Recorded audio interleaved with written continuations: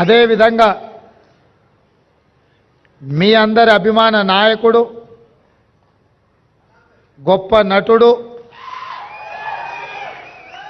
పున్నమి నాగు సినిమాలో నటనలో a commitment ఉండేనో Uyyalawada Narasimha Reddy cinema సందర్భంగా చేసిన నటనలో అదే కమిట్మెంట్.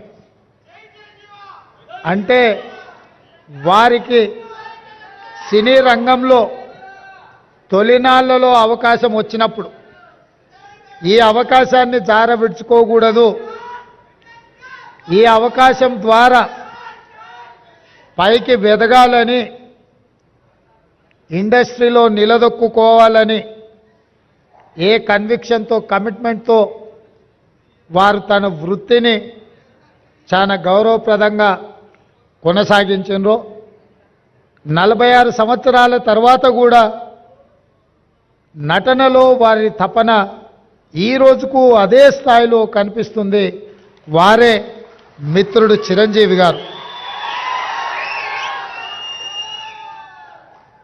నేను చాలామంది నటులు నాకు చాలామంది తెలుసు, ఎందుకంటే చాలా సంవత్సరాల నుంచి ఈ ప్రాంతంలోనే ఉండడం వల్ల 2 సినిమాలు 3 సినిమాలు హిట్ కాగానే ఇంకా వాళ్ళంత గొప్ప నటులు లేరని, వాళ్ళకి ఎవరు పోటీకి రారని భావిస్తుంటారు. కానీ 150 పైచిలకు సినిమాలలో గొప్పగా రాణించి జాతీయ స్థాయిలో అంతర్జాతీయ స్థాయిలో గుర్తింపు పొందిన చిరంజీవి గారిలో ఈ రోజుకు ఆ కమిట్మెంట్ ఉంది. ఆ కమిట్మెంటే వారిని ఇంత గొప్పగా రాణించే అవకాశం కల్పించింది. అలాంటి వారిని మా రాష్ట్ర ప్రభుత్వం సన్మానం చేయడం అనేది మా బాధ్యతగా మేము భావిస్తున్నాం. అదేవిధంగా